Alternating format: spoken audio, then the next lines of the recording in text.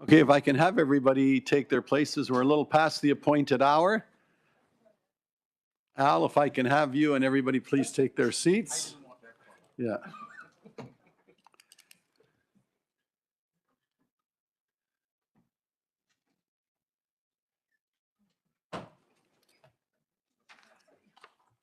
Good morning, all, and welcome to our Police Services Board meeting of Friday, June 21. I would like to begin with our land acknowledgement. We would like to acknowledge that the land on which we gather, in which the region of Peel operates, is part of the treaty lands and territory of the Mississaugas of the Credit. For thousands of years, Indigenous peoples inhabited and cared for this land and continue to do so today. In particular, we acknowledge the territory of the Anishinaabe, Huron-Wendat, Haudenosaunee, and Ojibwe Chippewas peoples, the land that is home to the Métis, and most recently, the territory of the Mississaugas of the Credit First Nation, who are direct descendants of the Mississaugas of the Credit. We are grateful to have this opportunity to work on this land, and by doing so, give our respects to its first inhabitants. And today is a rather particular day to pay those respects because it is National Indigenous Peoples Day. So I wanted to acknowledge that as well. And I'm also aware, Chief, that we've done some work with our friends in Indigenous communities on the policing front, and you might like to elaborate on that on a day as appropriate as today. Thank you very much, Chair, and good morning.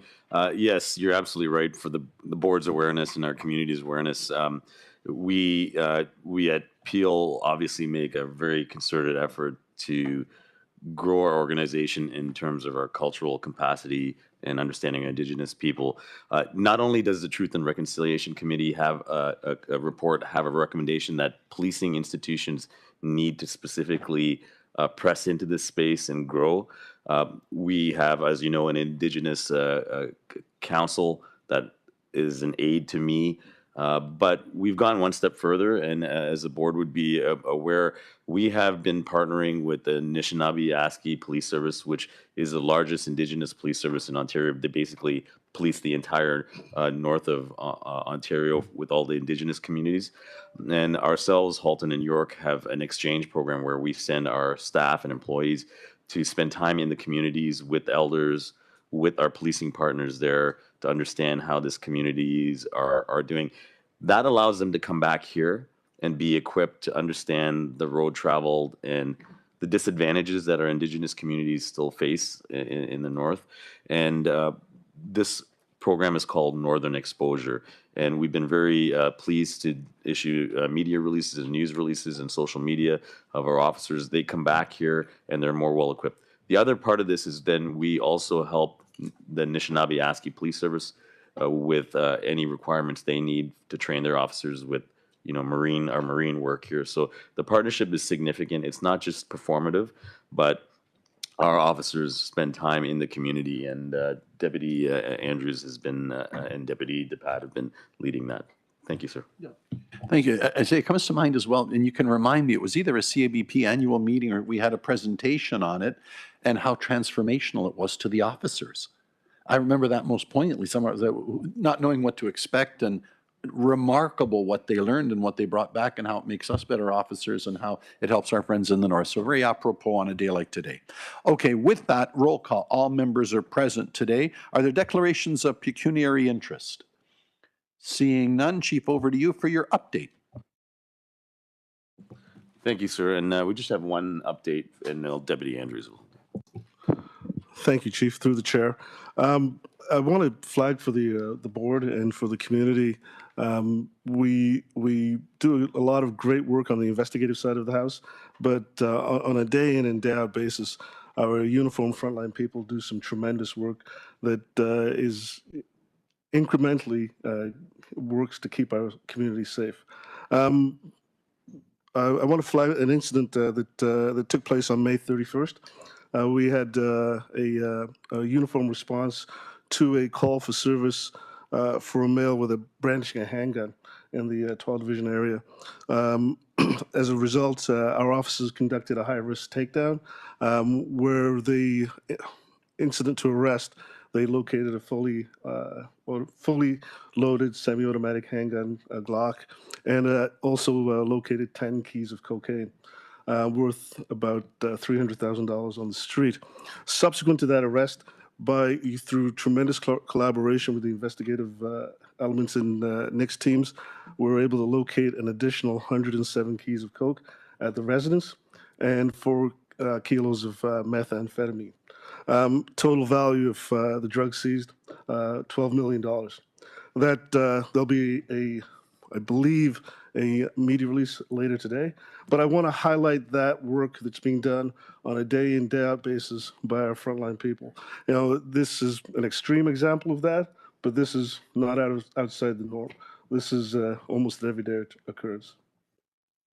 Well done to the team. Okay, if there's no further updates, Chief, anything Sure, else? just one announcement for Deputy DePatt. Thank you, Chief, and through the chair. Good morning, board members. Just wanted to remind everyone that Peel Regional Police is hosting the 23rd annual Race Against Racism tomorrow at Mississauga Valley Park in Mississauga. Just very happy to share that this event over 23 years has been supported greatly by the community, fostered through the Peel Regional Police. We've got over 25 sponsors, 25 different booths, including our recruiting and outreach teams, and over 400 registrants that are going to be participating tomorrow. So hoping to see a lot of the community come out and enjoy and support the event. Very good, thank you. Anything else, Chief? Mark does know how one. Mark, please. Actually, I got a little bit of formal there with Deputy DePatt. I'd like to announce the 11 and 12 Division open house at 11 Division, 11 till 3 o'clock on Sunday. We're anticipating significant community response, and we're looking forward to seeing a lot of our community at the event. Okay. Okay, if there's nothing further, I now turn it over to the board. Board members, any questions or announcements? Deputy Vice Chair Coley, please. Thank you. I just wanted to do a shout out to a great event that happened this past month. So the South Asian Community Engagement Initiative Summit that happened on June 5th. A big shout out to the entire team and all the work that went in. Thank you, Chief Duriapa and Deputy Mark Andrews. I know the vision and strategy and the work was, of course, sponsored by you from a senior level, but I do want to recognize the members that actually did all the work to put it together. So thank you to them. It's been over, I think it's now going 1.5 years, or maybe, is it longer, I think? 2 years, wow, even longer. That's fantastic. So Superintendent Harry Dillon, Acting Inspector Darren Duty, Sergeant Manjeet Basran, Constable Sneh Patel, Constable Gurveer Kalsi, Project Manager Devon Carnegie, and of course the SACE working team. I wanted to turn it over to Deputy Andrews just to give a little bit more update on what was actually delivered that day. Thank you, through the chair. The SACE Summit was the culmination, or is the culmination of 2 years of incredibly hard work by the team and by the organization, but also by the community. We have developed what we believe is a framework for community engagement, and to steal a line from Deputy Milinovich, nothing for us without us. We engaged with 162 community organizations across the spectrum, representing all elements of our South Asian community, to build out some responses to problems identified through the community, by the community, and to make sure that we are policing the community in the way that is culturally responsive.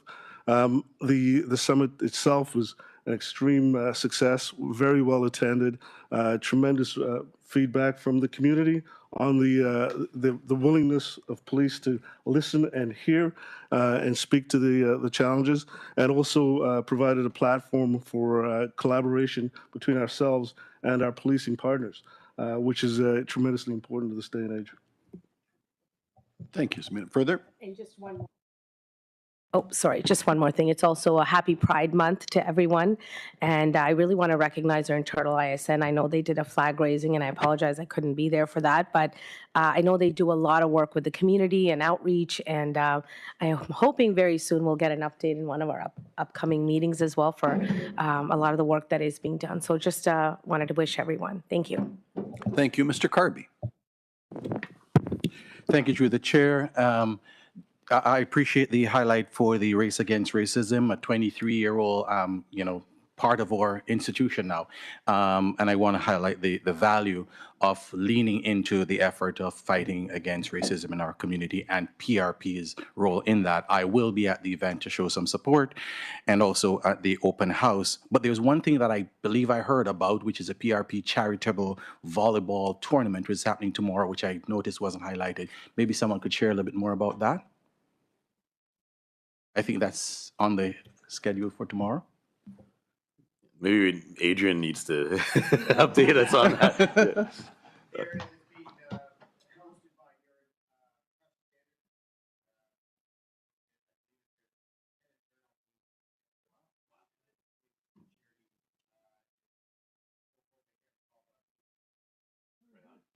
Awesome. Very good. Awesome. Thanks for sharing. Thank you. Would like to pop in there also. Okay. So, all right. Thank you so much. Thank you.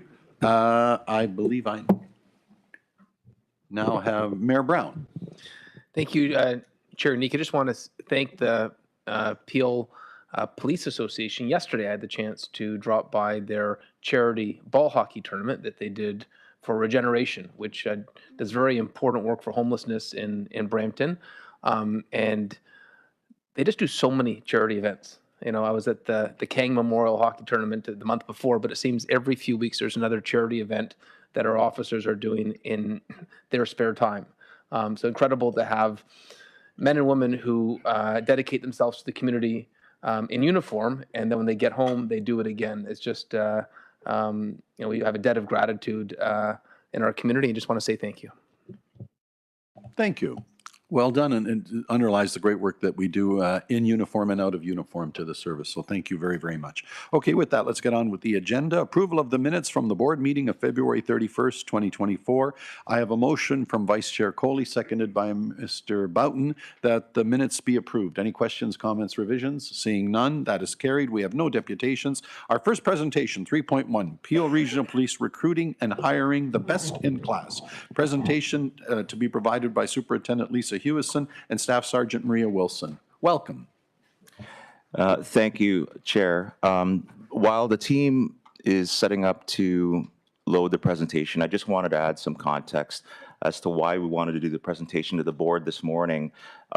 In the budget for 2024 for hiring sworn members was approved, obviously, to hire 200 people, and we are making significant strides and on pace to hire the 200 sworn officers. But beyond that, when it comes to recruiting, the team works very, very diligently in making sure that the people that we're trying to attract are absolutely the best in class. They have to represent Peel Regional Police in the community in such a way because we have made a commitment to deliver progressive and innovative and inclusive services. But beyond that, they're also reflective of the community. I'm really, really happy with the work that they're doing because they are sifting through thousands upon thousands of applications. But what we do know, and the reality is, not all the applicants are suited for this type of profession. And with that, I'll turn it over to Lisa and Maria. Good morning. Thank you, Deputy, and through the chair, good morning, everyone. Thank you for having us here today to highlight the great work that my recruiting and staff support team is doing and to showcase the initiatives that were created to address the current hiring challenges and gaps. We're proving, which are all proving to be successful with a great return on investment. So first, I'd like to walk us through our current state. What we see is with our unprecedented community growth in our region, there is an increased demand for service. And some of the barriers we experience in recruiting are seeing a declining number of qualified applicants, it being a candidate-driven hiring process, media and social media representations of police. There's a geopolitical events that have occurred over the past couple of years which continue to impact the perception of police, competition with other police services for best-in-class candidates, and the overall changes in the workforce where various sectors can offer work from home, prioritizing work-life balance. And to provide some context around the applicant numbers and how that looks as applicants move through the process, I'm going to use our 2023 numbers to provide an example. So in 2023, we received 2,280 applications. Out of those applications, only 19% of those were female. Next, the applications get sorted through the first round of screening to determine suitability and whether they meet the required hiring standards and qualifications, along with an initial interview with a recruiter. Following this screening, only 913 proceeded to the fitness testing. And from there, 602 passed. And of those 602, there was 10% or 61 that were female. From there, after a more in-depth selection process, 261 were able to move through to the psychological testing. And then at the last stage, from that 261, we hired 140 that went to the Ontario Police College. And of that 140, 24% or 34 of that total were female. And the reason why I'm highlighting the number of females, it's because we continue to be underrepresented in policing. And this isn't just a Peel Regional Police issue. This is a recruiting issue that we see across policing globally. And on a positive note, we are on pace to hire the 200 for 2024. And with our initiatives, we will continue to attract and hire more female candidates. And we continue to hire and be dedicated to hiring the best in class without compromising quality. And it's through our various initiatives that we'll be highlighting here today, which are the great drivers for our hiring and applicant pool.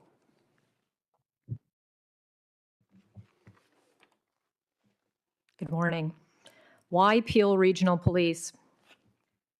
As we speak about hiring best in class, we have to start here. Why a best in class candidate should choose Peel Regional Police is always front of mind to our recruiting team. Therefore, knowing and effectively communicating what makes Peel Regional Police the employer of choice is embedded in all our recruiting efforts.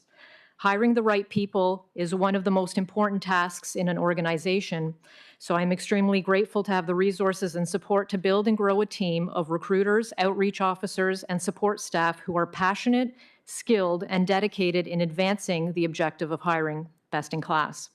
In the following slides, I will lean on the pillars of our strategic plan as a framework to outline why Peel Regional Police is the employer of choice. Our community. Peel is one of the most dynamic and diverse regions in the country, so our community members are deserving of the best possible service from their police officers. In order to attract the best-in-class candidates, we leverage what this incredible region provides: growth, diversity, safety, exceptional services, opportunities, and amenities. After all, this is where our new officers will be working, where some will choose to settle and some already call home. As a lifelong resident of Peel, I can assure you that I and my team are fully invested in recruiting and hiring the best people to police our communities. Our people. An organization's culture is analogous to the personality of an individual. Today's job seekers, and in particular the best-in-class candidates, want to know if Peel Regional Police is the right fit for them and who they will be working alongside. Peel Regional Police has garnered a reputation for having a supportive and inclusive culture. We see ourselves as a family. Although we are a larger service, there is a noticeable closeness and cohesion throughout our membership. Members support one another either informally or through many of the programs and initiatives highlighted in this slide. I would like to suggest that we have been so successful in building this cohesion due to our consistent efforts in hiring the best in class. When we are hiring future officers, we are not only hiring for skill or experience, we are hiring for character and strong alignment with our values. Everyone in our organization is a recruiter. Every member is able to share their experiences and inspire future candidates. Likewise, some of our best recruiters in Peel Regional Police are our chief and his management group, because leadership greatly matters when hiring best in class. The best-in-class candidates in many sectors, including policing, are looking for strong leadership, a stable, healthy organization, a positive culture, and alignment with their goals and values. Our work.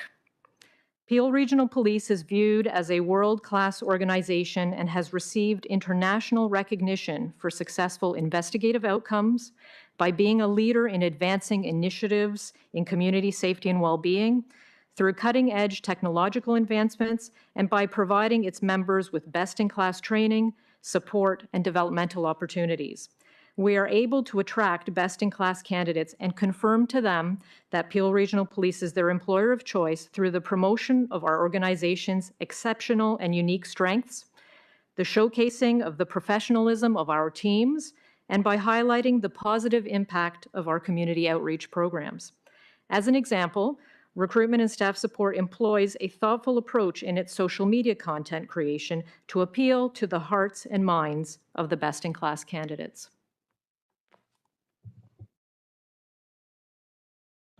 If we look at our member benefits, Peel Regional Police has set itself apart from others for being an employer of choice, offering top-tier benefits and opportunities which attract potential candidates to apply. We offer stable income where there's no gender disparity and a secure pension. We offer early reclassification for recruits who get 90% at OPC. There's unmatched benefits for psychological, paramedical, which includes that for our partners and dependents. We offer various opportunities for growth both laterally and vertically through our 4 divisions and airport division, over 30 specialized bureaus, temporary transfers to bureaus for developmental opportunities, our leadership development program that we're continuing to grow and expand, shifting us to a coaching culture, and external programs through joint force operations and our international peace operations programs, just to name a few. We're dedicated to our members' growth and well-being, and we offer tuition reimbursement for continuing education. There's gym equipment at every division and fitness classing, focusing on our members' health. We offer summer camp for our members' children. There'll be a new association facility for exclusive use by members and their families. And we also have a dedicated separate location for wellness, which is a safe space for members to go for assistance.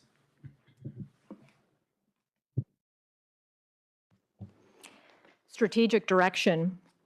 Recruitment and Staff Support take pride in transforming recruitment processes and enhancing the way our organization attracts top talent.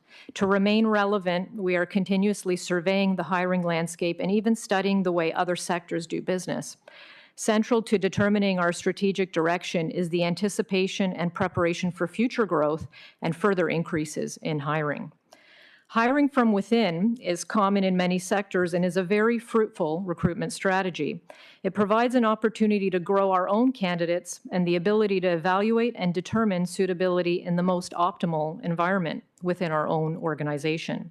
For example, the cadet program, our divisional special constables, and our auxiliary program provide consistent best-in-class candidates for the position of constable. Naturally, greater success can be derived from the expansion of these programs. An expansion of our outreach efforts with a focus on building both external and internal networks will result in an increase in best-in-class applicants. These efforts not only endeavor to achieve immediate results by bolstering the current applicant pool, but also serve to cultivate or plant seeds for future candidates not quite ready to enter the hiring process, or those exploring a career in policing as an option. Lastly, providing an exceptional candidate experience is critical in successfully converting potential best-in-class applicants to hired members of this service. The candidate experience often begins in the digital world. Positioning Peel Regional Police as the employer of choice through the implementation of an exceptional online presence will enhance the candidate's experience and solidify their decision. By showcasing our organization's uniqueness and strengths, we will not only attract best-in-class applicants, but also inspire a new generation of law enforcement professionals eager to make a meaningful impact in our community. We remain extremely mindful of the candidate experience once a candidate has applied through regular communication and one-to-one recruitment. I'm proud to note that the Peel Regional Police recruiting team has received much praise from candidates for the exceptional service they provide for the duration of the entire recruitment process. So while we have a number of innovative initiatives, I'd like to highlight our top 3 that we have. The first is the Before the Badge program, which also highlights our strong partnerships that we have with our local colleges. We piloted our first class in fall of 2023 with a class of 10 from Sheridan College Police Foundation's program. The students attended PRP for 1 day a week for 6 weeks consecutively and received hands-on training in areas such as road safety services, incident response, and police vehicle operations. Upon successful completion of the program, the students received a small bursary that can go towards their OACP certificate and/or for their schooling. From this initial program, we've hired 4 cadets, and there's another 3 that are currently in the process for our next recruit constable class, giving us a 70% ROI. Our next class will be coming this fall, and we now have Humber College that have joined us, and they'll be having 10 students attend, and Sheridan is actually now giving us 14 students. So we hope to see these 24 in our upcoming 2025 classes. Our next one is in specific regards to our issues with hiring women. So to successfully recruit and hire more women, I'd like to highlight our Fit Boot Camp for women. We offer a 6-week fitness program offered exclusively for women who have entered the application process and are close to meeting the required physical fitness requirements. The program focuses on a challenging exercise program and ongoing mentorship that is provided by our recruiting and fitness and healthy lifestyle teams. In the spring of this year, we had 19 women in the program. 6 are now hired for constables and 1 for cadet. And there are 8 more from this class that are currently being processed, and we're optimistic they'll be in our next class. And the third program we'd like to highlight is our cadet program. This paid apprenticeship can last up to 30 months, providing cadets with valuable experience through ongoing training and development, which enables them to become highly competitive and successful candidates in the constable hiring process. Over 90% successfully transitioned to constable, with approximately half of our complement being replaced every year. It's forecasted that 18 to 20 of our current complement will be hired for constables in 2024. And with the success of our cadet program, we're looking for ways to continue to enhance and expand this valuable program. Also, historically, this program has 30 to 50% females. So if we can continue to expand this program, it'll help to increase the numbers of females that transition over to our constables. As mentioned in the beginning, we're on pace to hire the 200 for 2024, and we have an incredible team that is working nonstop to fulfill our hiring needs. And I'm very proud of the work they're doing and the initiatives they have implemented. So I'd like to thank the board for allowing us time to present and showcase our work, and also thank you for your ongoing support. Deputy, I'll turn it over to you. Thank you, Superintendent Hewison and Staff Sergeant Wilson. I guess subject to any questions to the board. And we do. Questions, Vice Chair Coley, please.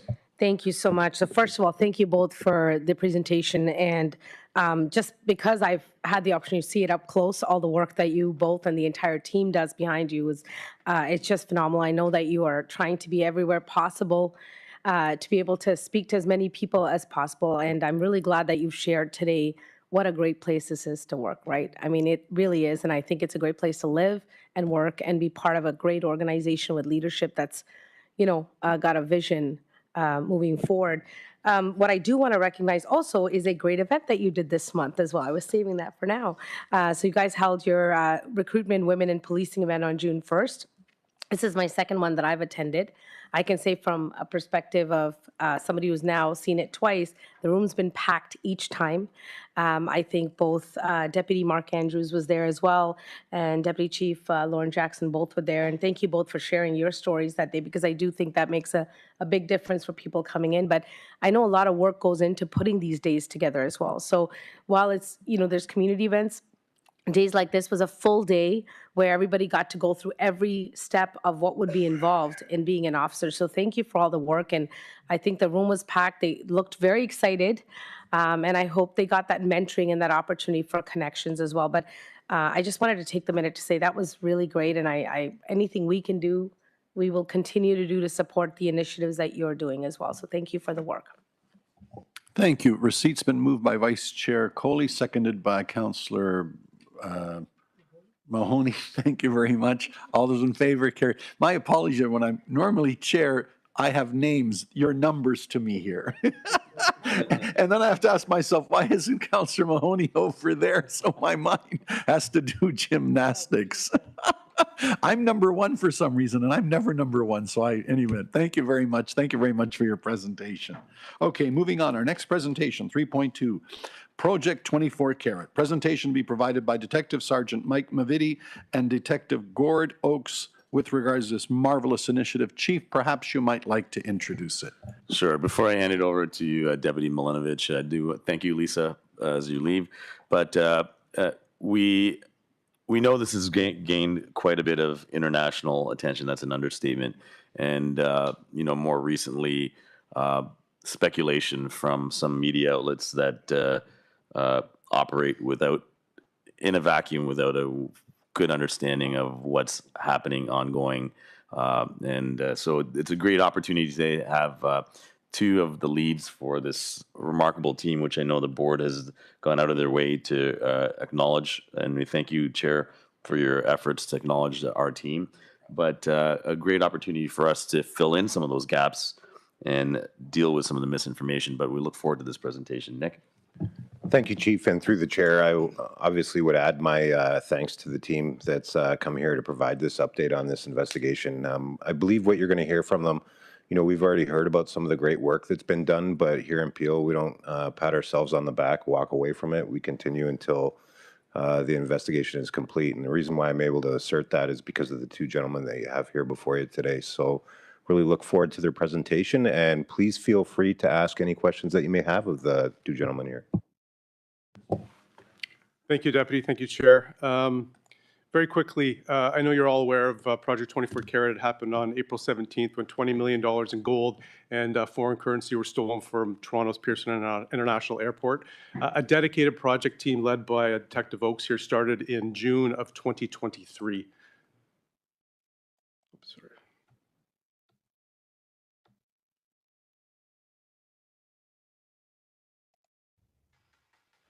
Just a quick little highlight video from the press conference. The largest gold heist in Canadian history. Exactly 1 year ago, 6,600 gold bars weighing over 400 kilograms were stolen from Pearson International Airport. It had a value of over $20 million. Investigators have identified and charged or issued warrants for 9 individuals with over 19 charges. We are alleging that some individuals who participated in this gold theft are also involved in aspects of this firearms trafficking. I'm proud to say that we successfully put this international gun trafficking operation out of business. In this case, keeping 65 firearms off the streets of Canada and preventing them from being used in any number of violent crimes. This isn't just about gold. This is about how gold becomes guns. And gold can be remade, but people's lives and what happens when guns are involved cannot. But these criminals thought they were more sophisticated than police. They were wrong. This is an example of police work at its best.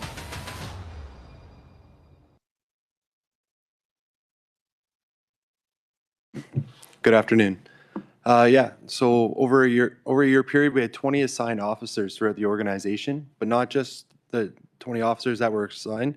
We had to pull resources from across the organization from different specialty bureaus, as well as different assets, right down to having uniform assistants all along the way. So it pulled across the whole organization.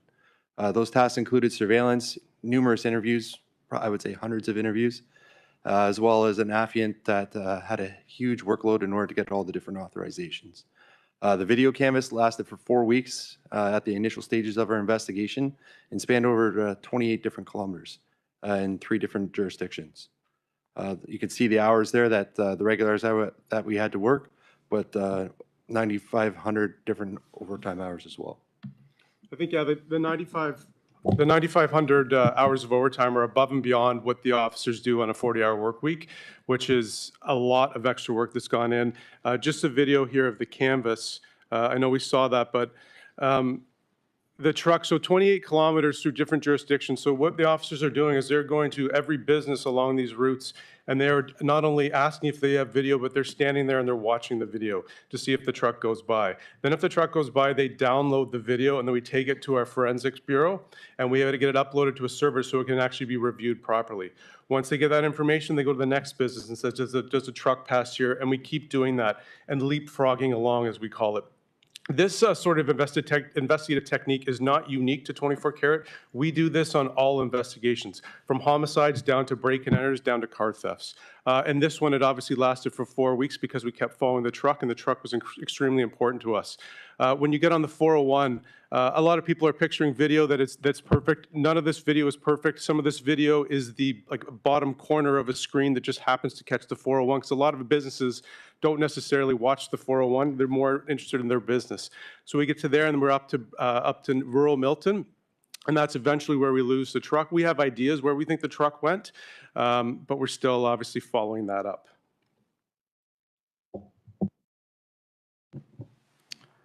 These are a number of our involved parties. So Paul Sidhu and Simranpreet Panazar worked together at Air Canada, and they were able to facilitate the theft to take place. Durante King McLean, we've identified as the driver. Archit Grover, longtime friend of Paul Sidhu, employer of King McLean, as well as an owner of a trucking company, and that trucking company owns the truck that participated in the theft. His cousin, Amit Jalota, and his associate, Arsalan Chowdhury, looked after the gold. Amit Jalota facilitated the melting of the gold through Ali Raza, while Ahmad Chowdhury and Prasath Paralingam and Arsalan Chowdhury assisted him crossing into the U.S. and provided him with the ability to stay in the U.S. for a long period of time. So far, we've laid 19 charges and warrants have been issued for the 9 individuals. Charges include theft over, conspiracy to commit indictable offense, possession of property attained by crime. As we know, as per the criminal code, a number of the accused parties were released on Form 10 appearance notices with an undertaking, as these were nonviolent offenses. There's just a list of the charges there. Simran and Pre-Panazar is actually still wanted on a Canada-wide warrant. If you're looking at that, that's a typo up there. Again, like Gord touched on, because it's a nonviolent crime, we are guided by the criminal code, and we have to release them. I think if we were to hold them for bail, it would jeopardize the prosecution, which is why the decision that we made to release them on bail. We still obviously have the Canada-wide warrant. Archit Grover, in consultation with his lawyer, flew into Pearson Airport. We were aware through his lawyer that he was flying in, and we arrested him, and he was held for a bail hearing because it was a Canada-wide warrant. So we held him for a bail hearing. He's since been released on various conditions. Simran Pre-Panazar, you've probably seen in the paper, his lawyer has also been in touch with us and is trying to facilitate his surrender as well. And Arsalan Chowdhury, we have not had any direct contact with. He is still wanted on the Canada-wide warrant. So our next steps, we continue to liaise with the ATF on a regular basis and monitoring their indictments. They're scheduled to go to trial here in July. Several electronic devices. I think we were over 40 different electronic items that were seized just in the arrest phase of the investigation. And we're still examining a portion of those forensically. Production orders for financial records. This is really our next step. We know that a quantity or significant quantity of the gold was melted down, and we're looking to trace from that melted gold and where it entered into bank accounts and what's been purchased with that since. And as well with the devices, the location data analysis is a very significant portion of our investigation. And that's it. If anyone has any questions, obviously. Yes, well done. Mayor Brown. Thank you, Chair Nika. Well, first of all, incredible police work here, and just really goes back to that saying that if you find a difficult investigation, Peel will solve it. The only disappointing thing is seeing everyone released. How discouraging that is for those that put all these overtime hours in. Really speaks to the letter that we sent as a police board asking for property theft to be taken more seriously. And so I think when you put that on the screen for us to look at, it's just another reminder that we need to keep up that pressure so there are not loopholes in our justice system that are being exploited. I don't think it's fair to the community. I don't think it's fair to the police that put so much effort in.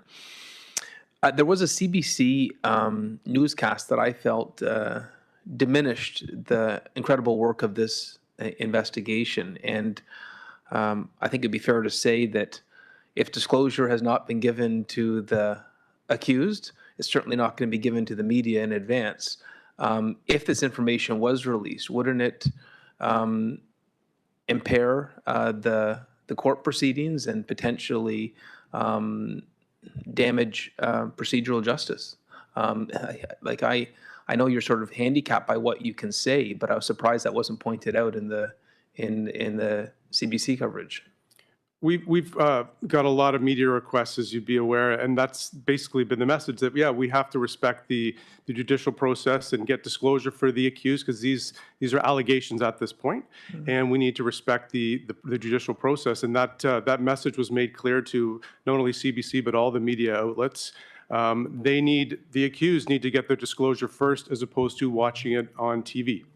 And again, we recognize there's a huge public interest in this, and we are trying to balance the public interest with the impending prosecution and support the prosecution. But absolutely, to your point, we do need to respect that, and that's why we try to give as much information as we can that we believe will not jeopardize it. Unfortunately, yeah, that video piece, as a major case manager in the primary, yeah, I think it definitely tried to shine a negative light on what I believe is an incredible investigation that our officers have done. A lot of really hard work, and yeah, it's unfortunate that happened. Well, thank you for your professionalism and understanding the obligations we have for fair trials. And so, you know, I think here in Peel Region, there's an incredible appreciation for the work that was put in and your ongoing professionalism to protect that process.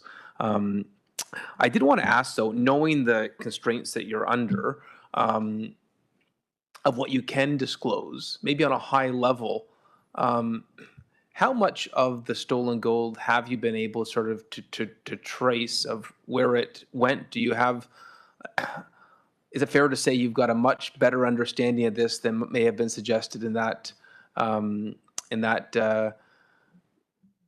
hit piece? I can't say I viewed the whole piece that you're referring to, but we believe that a significant portion of the gold left to foreign markets very soon after the theft. That was quite a large quantity of it, and we've been able to track a portion of the remaining stuff that people are using here within Canada to profit from. And just to add to that, we believe a very small quantity was melted at that jewelry shop. I thought we made that clear in the press conference on April 17th. At no point were we ever alleging that 400 kilograms of gold were melted down in a small jewelry shop by hand. That wasn't the message that we were trying to relay. We believe, like just as Gord said, a large portion has gone overseas to markets that are flush with gold. That would be Dubai or India, where you can take gold with serial numbers on it and they will still honor it and melt it down. That is our belief, and we believe that happened very shortly after the incident. And the last discrepancy that maybe we could clarify, if you're allowed to, is that there was an assessment done based on the value of the gold. Anything you can shed on that? Basically, so the lawsuit from Brinks to Air Canada lists it as $20 million in gold. That was the value that we took, $20 million. From a police standpoint, the offense is theft over $5,000. So whether it's $20 million or $34 million, that might be a mitigating factor come sentencing, but it doesn't, in my opinion, change a lot. The gold market obviously fluctuates in that, but we go by, or we went by, the information that was presented to us by Brinks in the public lawsuit that everyone has likely seen, and the information we had at the stop. So we always took it to be 20 million. We knew that, yes, you could market it as 34 million, however you want to melt it down or whatever market price, but we, for consistency purposes, kept it at that value. And again, it's theft over $5,000.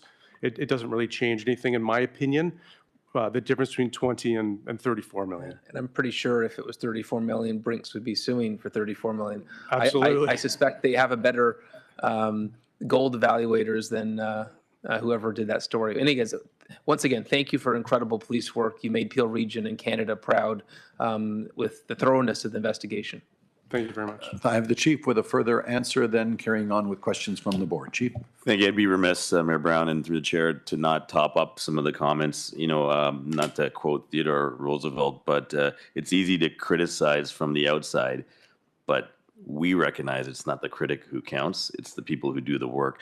And I just want to top up, I'd be remiss not to say, we have some of the best officers in this planet working right here in Peel Region. And the two of them represent the tip of the spear of this one investigative team. They're replicated throughout this organization. Without a doubt, I can tell you, you know, it's unfortunate this happened in our region, but the response to this crime would not have been replicated anywhere in this country without the people we've got here. So, you know, we're used to, you know, poor journalism, and we can take that, but I just would be remiss not to point this out. Thank you, Chief. Thank you, Mr. Boughton.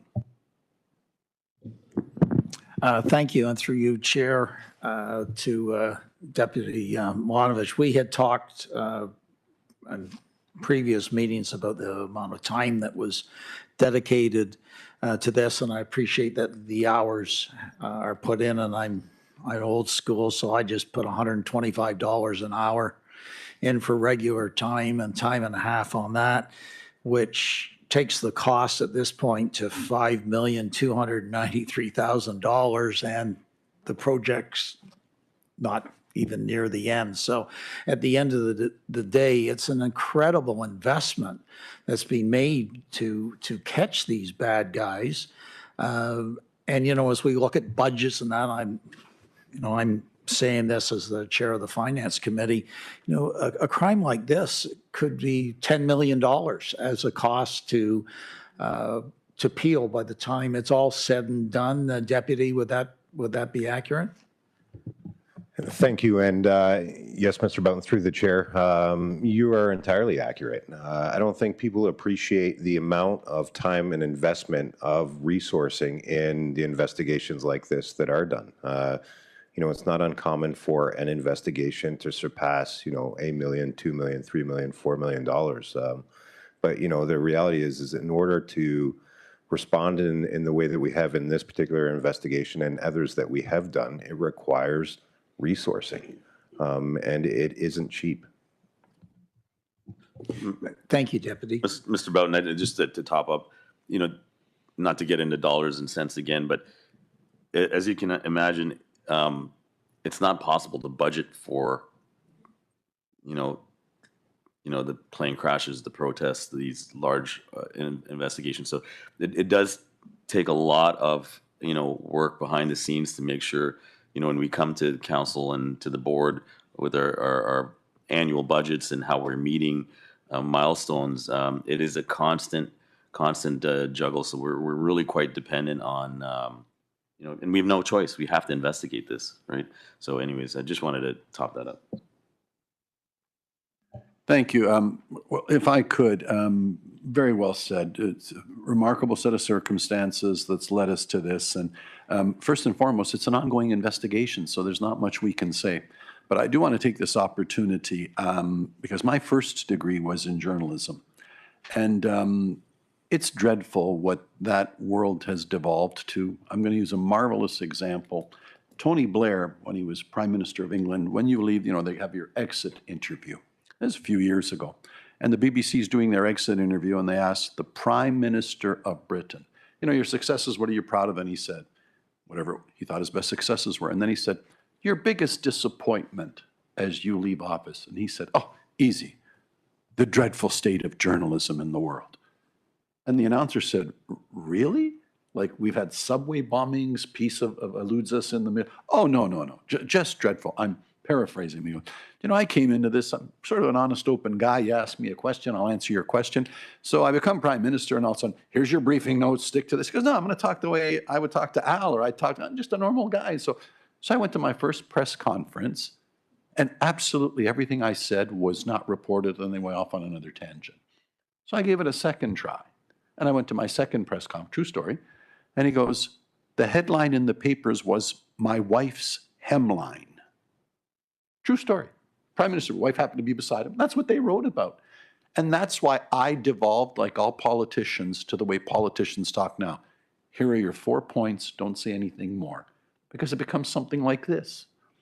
And for a Prime Minister to tell you that is his worst recollection of public office. When I was first elected 36 years ago, any study that was ever done said, who do you trust the most? And certain people at the bottom of the list was the politician and the lawyer. Thanks to journalism like this, journalism is beneath all of us now. By the way, my political science degree I did on journalism, the business of journalism. Do you know when I wrote that years ago, it was the most profitable business in North America. Because, by the way, they were competing with each other, but then they all closed down the papers in your competing city. And so they all had monopolies all of a sudden. So it was pretty easy to make a lot of money. Now most of them are all gone. So they kind of reap what they sow. So I just want to send that message out that there's so much more that we could say. And then I've got to see this garbage relative to what has really transpired. and so much more that we cannot say, but will be made aware in due course because it is still an ongoing investigation. So I wanted to cue that one up because I've been saving that one for a while. I also have to tell you, as I've said publicly, I'll say again, boy, are we really, really good in Peel at chasing and catching bad guys. Like if you break the law, we will find you. And the level of sophistication with which we do it and sheer brilliance on the part of just one officer sticking around late at night saying there's a piece of this puzzle I haven't got, and it's like it's the setting for movies, and yet it's true. And it's just this niggling question, or I wanted to know about this one. And finally, they turn over that little piece of the puzzle that makes the puzzle come together.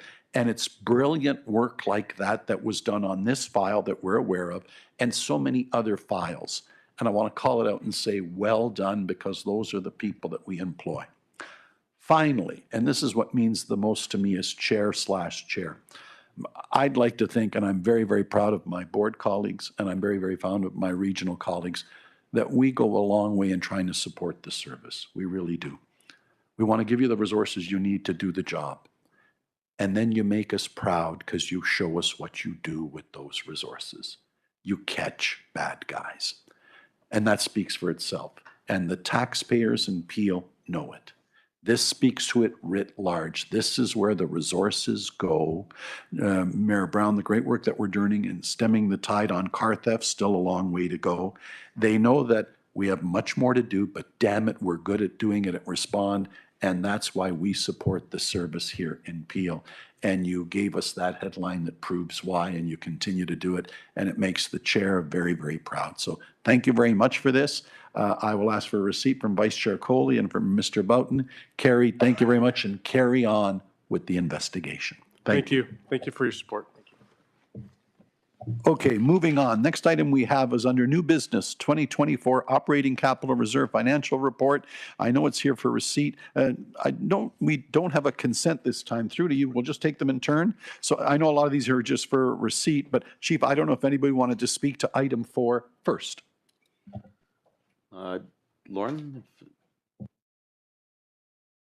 The operating capital reserve fund, I think, does it deserve any conversation? No. Presented as for information, I see it. Are there any questions at this time? Seeing none, it's been moved by Mr. Attia, seconded by Mr. Carby. Anybody opposed? That is carried. On item 5, Peel Police Services Board Community Support and Recognition Fund, the recommendation reads that the Peel Police Services Board Community Support and Recognition Fund draft independent auditor's report and financial statements and audit planning communications prepared by Calvin Vickery Chartered Account Professional Corporation be received. Are there any questions at this time? Seeing none, it's been moved and received from Mayor Brown, seconded from Mr. Boughton. Anybody opposed? That is carried.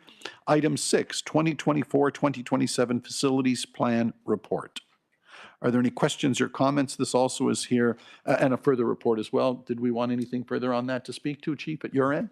Sure. Mr. Shearer is here to answer any questions. Should there be anybody that has gone through the Finance Subcommittee previously with a full presentation? Any questions at this time? I know it's been through the Finance Committee as well. It's been moved by Mr. Attia, seconded by Mr. Carby. Anybody opposed? That is carried. Item 7, Police Services Board Awards. The recommendation that the information received for information on the selection of the Police Services Board Awards, police commendations, and civilian citations be received. Any questions or comments at this time? Seeing none, it's been moved by Vice Chair Coley, seconded by Councillor Mahoney. Anybody opposed? That is carried. And item 8, Persons at Risk Annual Report. It is also here for receipt. Chief, any comments on that? Deputy Milanovich can comment should there be any questions, but anything to highlight, Nick? Any questions from the committee at this time? Seeing none, it's been moved by Mr. Boughton, seconded by Mayor Brown. Anybody opposed? That is carried. To the Executive Director, anything further on the regular agenda? That was the last item that we had. So I will then ask that this meeting be adjourned as moved by Mayor Brown, seconded by Savita Kohli. This meeting stands adjourned, and in a few moments we will go into our in-camera session. Thank you all. Take a 5-minute break, folks, and then we'll have you right back at 11:05 to carry on with the in-camera.